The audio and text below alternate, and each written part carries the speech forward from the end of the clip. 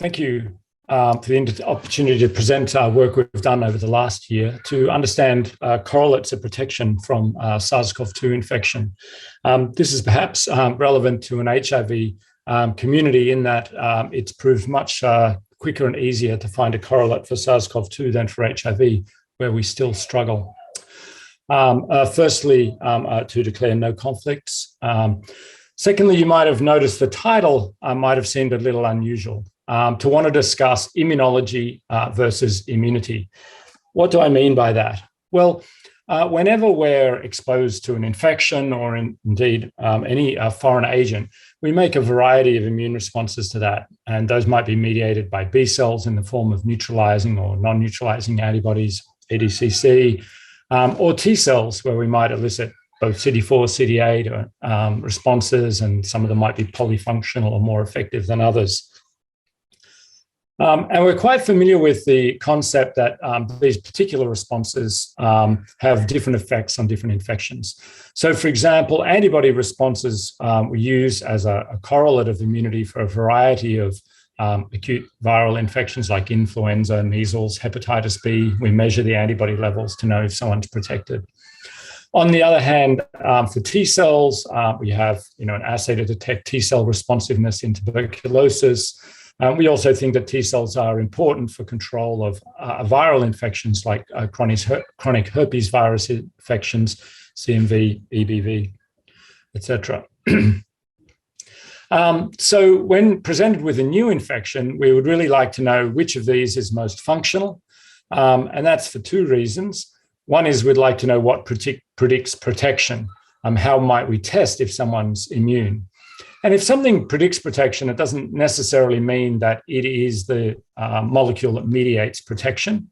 It could be that it's just well correlated with that. So a separate question is what mediates protection, and what might we want to optimize in a vaccine? And we might refer to the first one as a surrogate marker of immunity, and the second one as a mechanistic correlate of immunity. So when SARS-CoV-2 came along, it was clear that we needed such a correlate, but how to approach that. So what I'd like to talk about is the work that we've done really starting about this time last year. First of all, looking at historical approaches to identifying correlates using the example of influenza. Then to talk about the novel method for identifying a correlate for SARS-CoV-2 that we developed. And lastly, the sort of validation of that and the application of this correlate to predicting immunity. So firstly, protective titers in influenza virus infection. It's generally accepted that a hemagglutination inhibition titer is predictive of protection, and that a titer of about 1 in 40 will give you about 50% protection from infection with influenza virus. And I'd say a titer of 1 in 40 against the strain that is the infecting strain. So how did this number come about? Well, many studies over a number of years have been performed to measure antibody titers in a cohort of individuals where usually find there's a distribution in hemagglutination inhibition titers. And then to follow that cohort over time after they're exposed to infection. And in the case of influenza virus, this involves experimental infection in a laboratory, as well as following people for example, over a winter where there's been natural exposure in the community. Then at the end of that exposure period, to identify who's been protected and who's been infected. And it's generally found, for example, that if you look at the HAI titer, the people who got infected started with a lower hemagglutination inhibition titer than those that were protected. So then what we can do is do a bit of fitting to this and say, if we assume there's a gradient of risk, that at low antibodies you have high risk of infection, and at high antibodies you have protection and relatively low risk, we can fit a curve to this data to estimate the protection for any given neutralization level.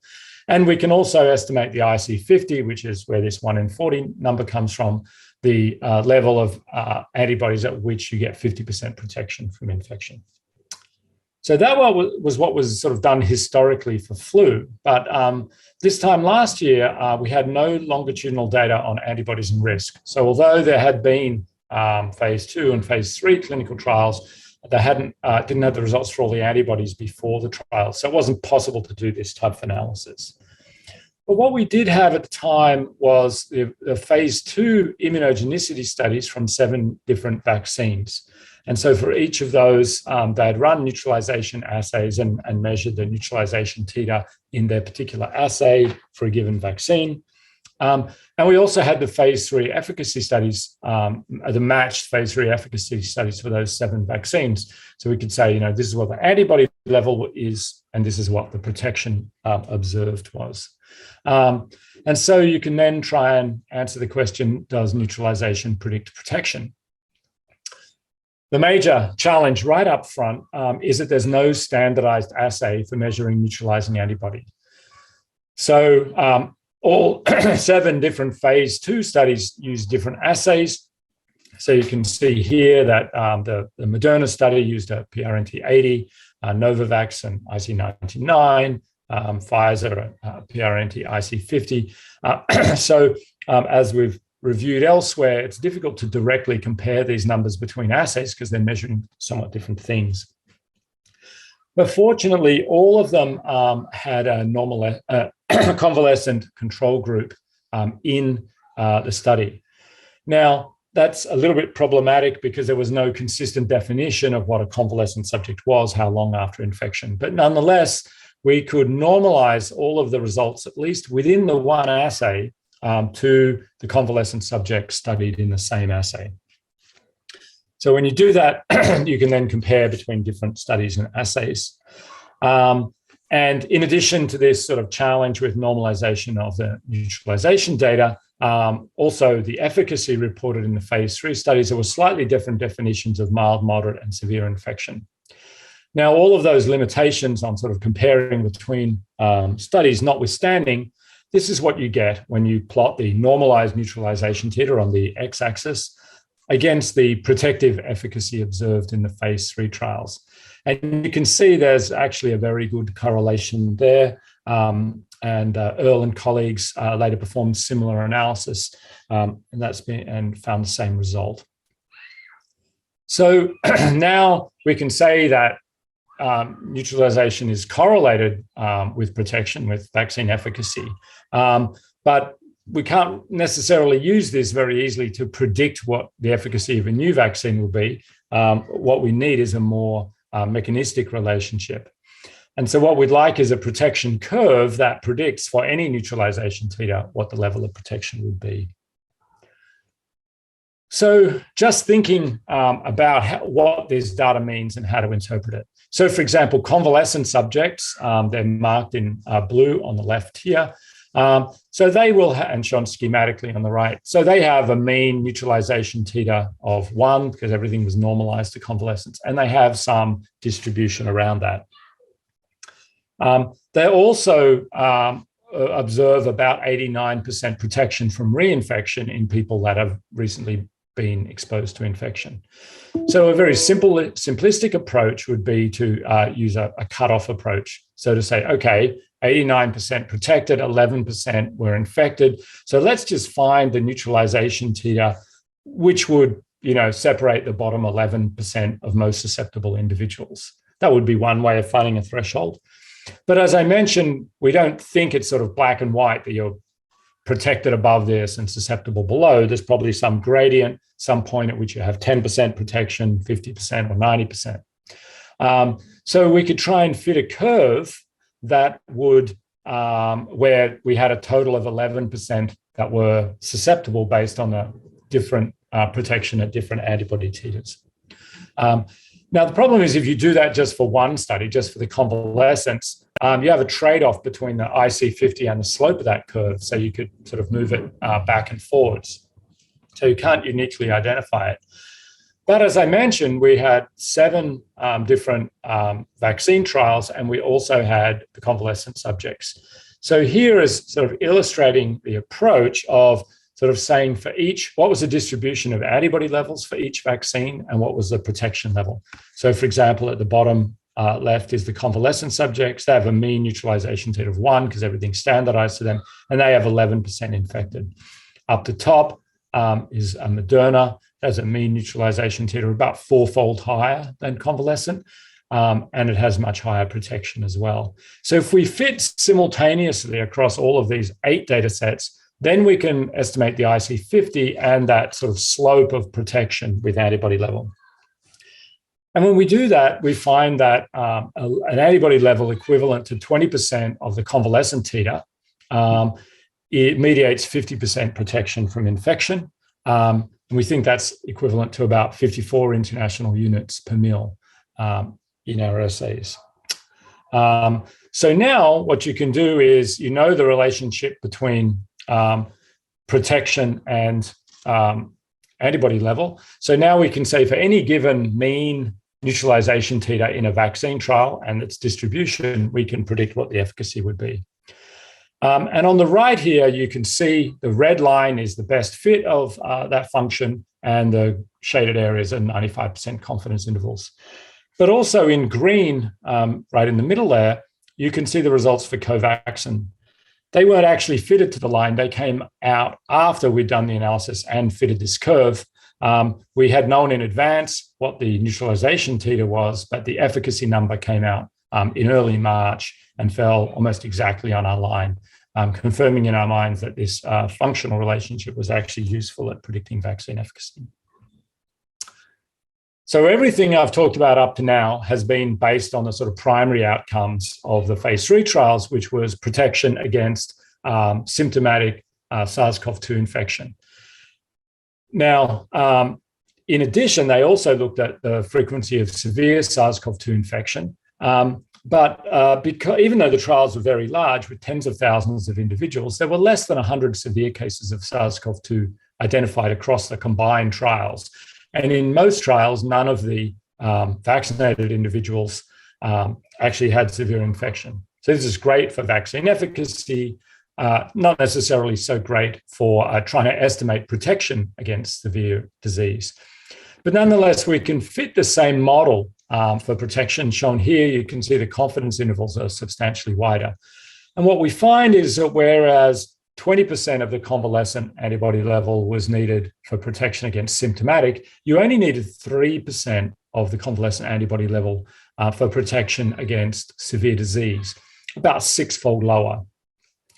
So at the time, we didn't really have data on waning or efficacy against variants, but subsequently, this has turned out to provide a very good explanation of why protection against severe infection is maintained better over time than protection against symptomatic infection, and similarly why protection against severe infection is maintained against the variants even when protection against symptomatic infection is lost.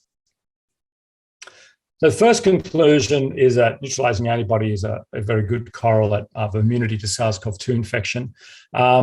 And the mean neutralizing antibody titer of a vaccine can be used to predict its efficacy. I'll also mention that we think this is likely a mechanistic effect, that antibodies themselves are truly mechanistic in mediating protection, since passive antibody therapy has also been found to be protective against infection. So how do we go about validating the curve? Well, recently we've looked at how this data, which I'll sort of call the vaccine comparison data, where we sort of compare antibody levels and efficacy across different vaccines, how that works at the individual level using the flu model, the flu approach of looking at antibody levels of individuals. And secondly, how we use this to predict efficacy against the variants. So just to remind you that in the sort of individual, the model similar to flu, the idea is to measure antibody titers of individuals before they're exposed and then look at who got infected and what their initial antibody levels were. So in this case, the studies, there are a number of studies that were done on this. The first to come out was by Bergwerk and colleagues in Israel. And they studied Israeli healthcare workers that have been vaccinated with Pfizer. And what they found was that individuals who had breakthrough infection had a lower mean antibody titer than control individuals who didn't get infected. Similarly, Feng et al. Studied the AstraZeneca vaccine from the phase 3 trial of the AstraZeneca vaccine, measured antibody levels before infection and looked at who got infected. And Peter Gilbert in Seattle did the same for the Moderna trial. And this is great. You can see that each of these found a similar relationship between between neutralization titer and protection. The Bergwerk paper didn't actually try and fit this model, but the other two did. But how do we know how that their curve lines up with ours? Because they used quite different assays. So unfortunately, they didn't have convalescent groups to sort of normalize things, but maybe even better than that, they actually had the titers of the vaccinees. So, for example, we know that the Feng study, which is on the right here, used the phase 3 AstraZeneca trial data. So if we assume the mean neutralization titer of the I've got my arrows going wrong here. Sorry, this should be going to the Chadox and the other one to the Moderna, but it'll excuse the mix-up. So with the phase 3 trials, as long as the mean neutralization titer in the phase 3 trials is the same as in the phase 2 trials we analyzed in the different assays, then we just normalize those means to be able to compare between the assays. And we can do that for each of the vaccines. Bergwerk for the Pfizer, Feng for the AstraZeneca, and Gilbert for the Moderna. And then we can plot all of that data. So here we plotted it in two different ways. Firstly, taking the raw data for the neutralization titers of individuals who are infected and uninfected, and look at the risk at any given neutralization titer that someone was infected or protected. And that's these black dots. And you can see that they're sort of shaded according to how many individuals contributed to the number. So you can see that because we've got obviously a normal distribution in the center, we've got a lot of individuals and not many out at the sides. Then we can also look not for the Bergwerk, but for the other two studies about the protection curves that were estimated. So, for example, the red is the curve I've been showing you that we derived from the vaccine comparison study. The blue line is what Peter Gilbert arrived at from the study of the Moderna vaccine. You can see it disagrees a lot with our study at lower neutralization levels, and it also disagrees a lot about the IC50. So the IC50 for ours is about here and is a long way to the left. When you look, Feng et al. Studying the AstraZeneca vaccine, they use two different assays, a native virus assay and a pseudovirus assay. Native virus assay, the curve follows ours very closely. The pseudovirus assay, again, seems to overestimate the IC50 compared to what we saw. But in fitting these models, there was a limited range of neutralization titers for which there was data, because obviously the mean of the Moderna centers around 4 times convalescent, etc. So when you focus in on where there was sufficient data, you can see that both the estimates at the individual level of protection and the curves agree very well between these breakthrough infection studies and our vaccine comparison. So we found that very reassuring that we're actually measuring the same thing, comparing cross vaccines in these individual infection studies. So the next thing that we'd like to do is to be able to use this relationship to predict vaccine efficacy against new variants.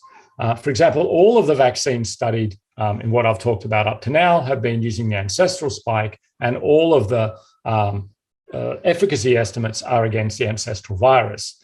But we know that we see a drop in neutralization titer to new variants because of immune escape. So if I vaccinate someone and have a certain titer against the ancestral virus, the homologous immunogen, I've got quite a different titer against the heterologous immunogen when a new variant comes in.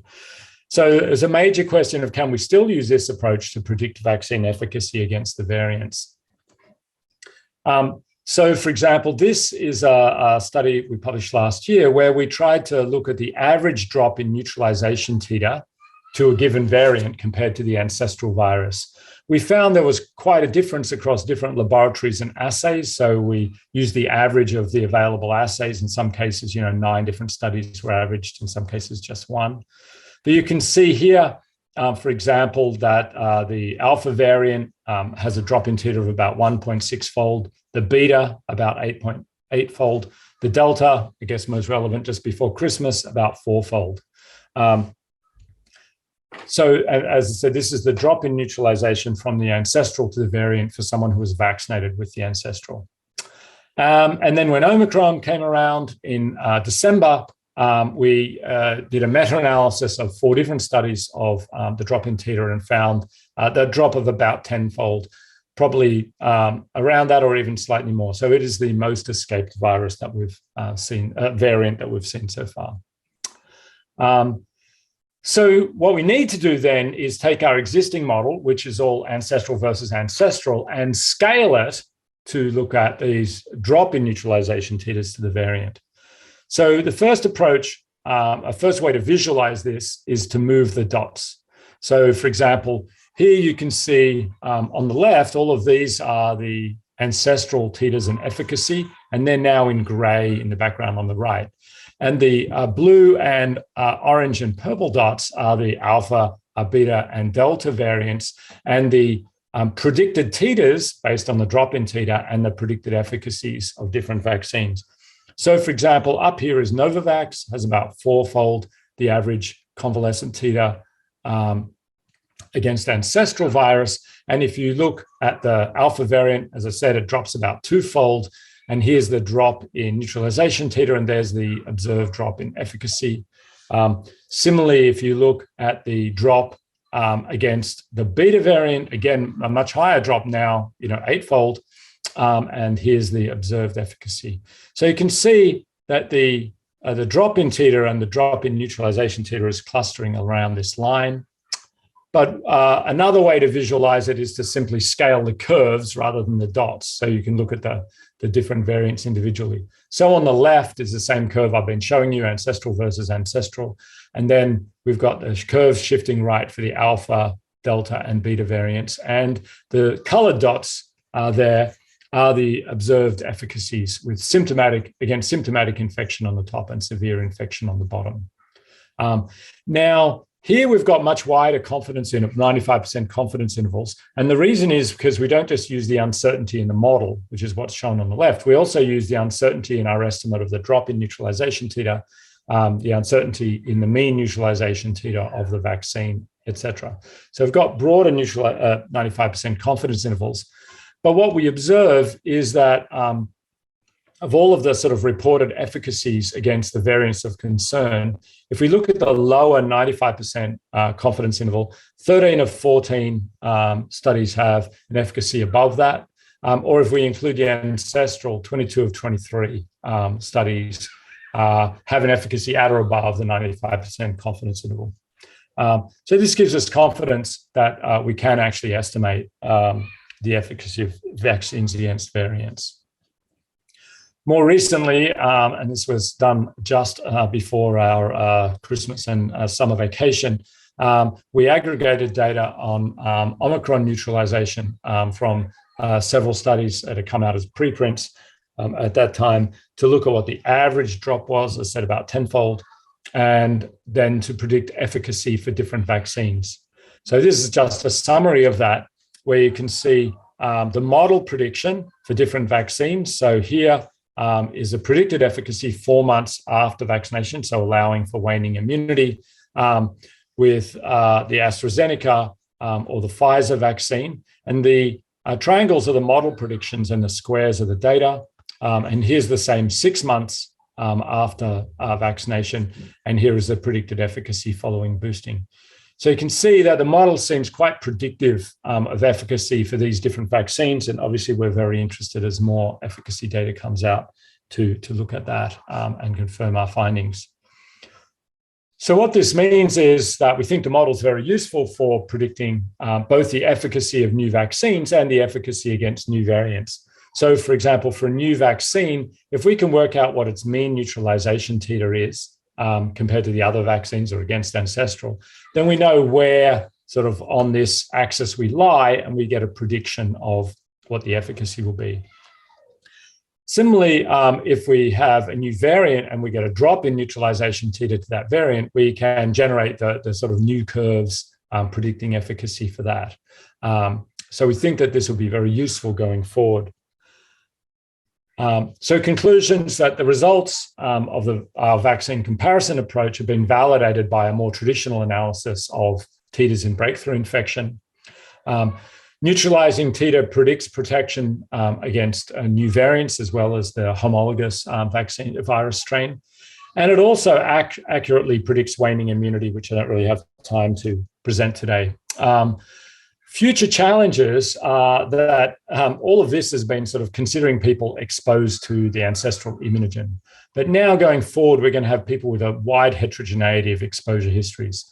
So you might have got, infected with Delta and then vaccinated with the ancestral strain, or you might have been vaccinated with the ancestral strain and then infected with the Omicron. In those cases, we expect the cross-reactivity against any new variant could potentially be quite different. So we can't just rely on the drop in titer from the ancestral. We actually need to be able to measure the absolute titer to a given variant. And to do that, what we need is a standardized assay so we can compare between studies and also predict protection from new vaccines and new variants. We don't really seem to have much of a movement towards standardization of assays, but I think it's going to become essential in the next 12 months as we have this heterogeneity of exposure histories. So I'll leave it there and thank those that actually did the work, in particular, David Curry and Deborah Cromer in my group, who are two very, very talented postdocs and emerging leaders who contributed to the work. Also our collaborators at Sydney University, at University of Melbourne. Many of you will be familiar with Stephen Kent, WHO Flu Centre, and Alex Siegel in the Africa Health Research Institute, and our funders. And I'll leave it there. Thank you very much.